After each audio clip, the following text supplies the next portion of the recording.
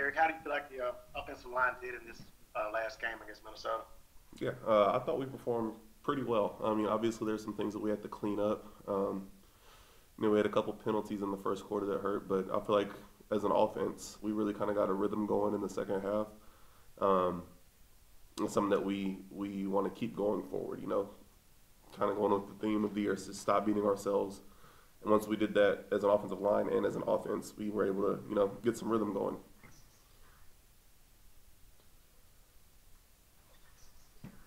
Eric, And how how does do it you feel think like? Andy handled himself just coming in, obviously, for Jameis this week? Sorry. Um, yeah, I thought Andy handled himself really well. I mean, he's a vet guy. I mean, he's been in a couple of different systems now. And he went out there and executed the plan that we needed him to execute. Yeah, and it was a good performance. That yawn was actually relevant for my question. How does it feel trying to get back in the swing of things after that flight? Does it feel like a regular Tuesday, or does it feel like you could maybe use one more day this week? It would be nice to have one more day, but that's not going to happen. I say last night my wife got in about 6:30. No, actually about 7, and then we were asleep by 8. Um, I feel like it's pretty universal around here. Guys are still adjusting, getting back into it. But no excuses. Tomorrow we got to be ready to roll. Eric, what time did you wake up this morning? Because I woke up at like 4:30. So I was just wondering, what was your schedule? Are you back on schedule No, pretty much? I'm not back on schedule yet. I woke up about 5, so I went to bed at 8 and woke up at 5, and then I laid in bed for like 30 minutes, 45 minutes, and I managed to go back to sleep for another hour, and then I was up again. But hoping that tonight is the night where my body really kind of adjusts back to it.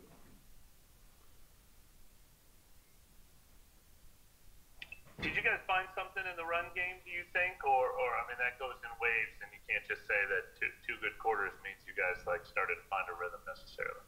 Yeah, I felt like we were able to actually run the ball in the second half, essentially. Third and fourth quarters, which we haven't really been able to do in the last few games because we've fallen behind.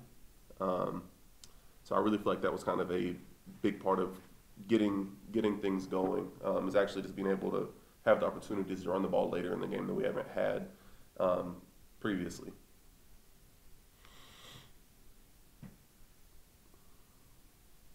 Yeah, one thing that stood out the last 2 seasons has been, the struggles at home. I think, when you're a team that's suddenly struggling to win at home, is that something you're aware of? Is it something you try to change some of your, kind of routines to kind of get around, or do you just have to figure it out and go? I would say you have to figure it out and go. I know a lot of people around here are very routine driven, especially myself.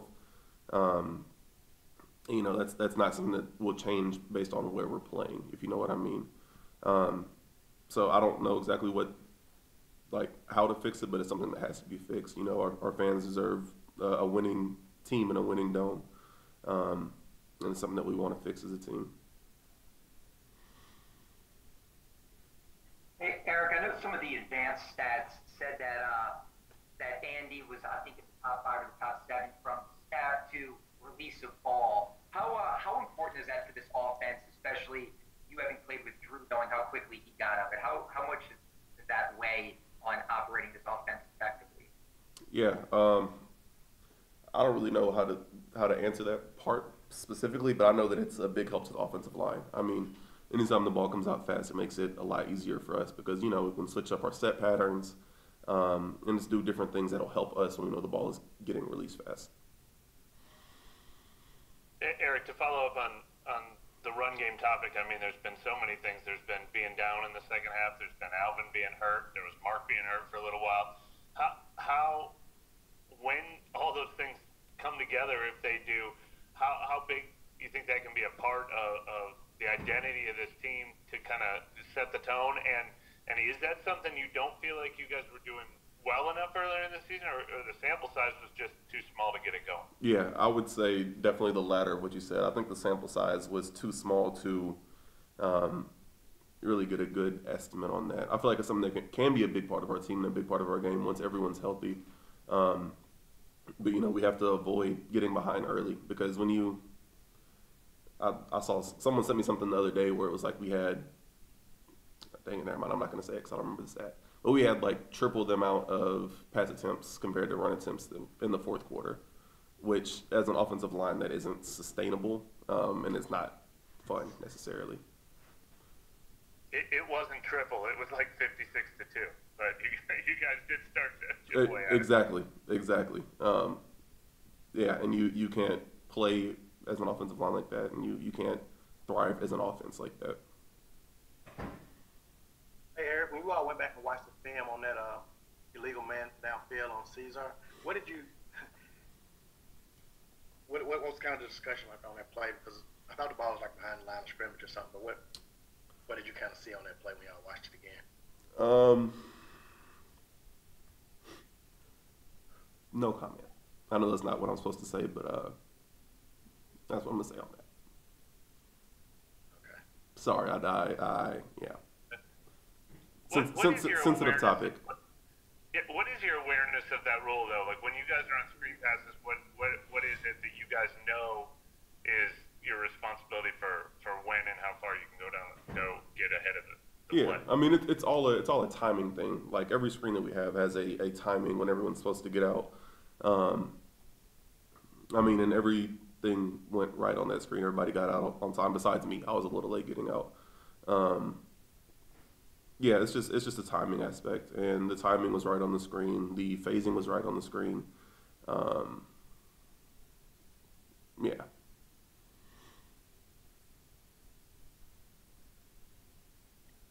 Hey, Eric, when it comes to a 1-3 start, I know that for some they might look at that as something that might be a detriment to concerns with the team within locker room or anything like that. But it seems this team is still really confident in itself. Can you tell us a little bit about what goes into that confidence that you all still have? Yeah, I mean, we know that it's a group effort, of course. We have to stay together as a team, as a unit, because there's always going to be a lot of outside noise, a lot of talking points, a lot of, division outside of here. So as a team, we just have to come together. And we also know that, truthfully, we are beating ourselves in our 3 losses. The penalties, the turnovers, like, those are things that kill us. We know that it's something that if we get corrected, when we get it corrected, we will be a good team. Do you practice differently? I mean, do you do anything differently when the penalties kind of over 4 weeks now haven't stopped? How do you fix that? Yeah, I would say just a greater attention to the details in practice, hand placement, and just really making it a team-wide problem whenever someone has a penalty like that, or has a penalty that's unforced. Eric, there's been a lot of talk about paying attention to the details. Do you feel like it's something differently that the team is doing as far as that this season than it has been in the past?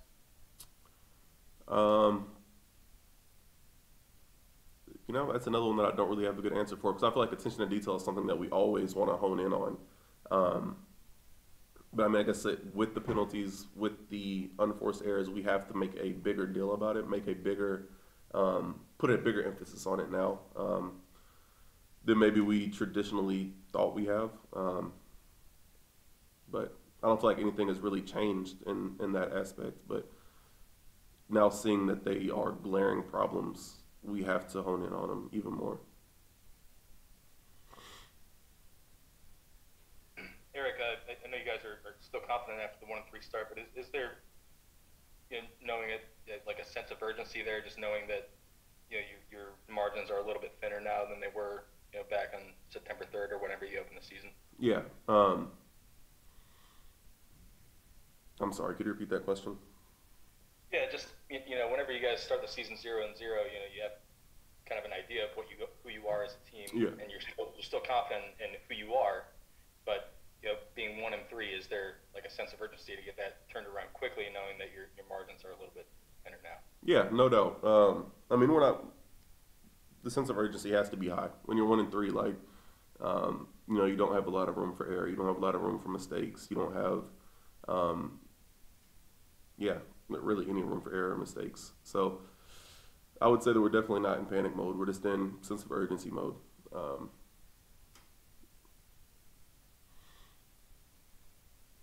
Anyone else from have the any outside, other questions? from the outside of the locker room, we tend to think of certain players and veteran leadership guys like Demario Davis, Cam Jordan, all of that. How important in a start like this is that veteran leadership across the entire roster? Yeah, I would say that it's much needed. Guys like Cam, guys like Demario, they really kind of hold the team together. They keep us together. They keep us, from dividing. And their voices are the ones that are needed right now.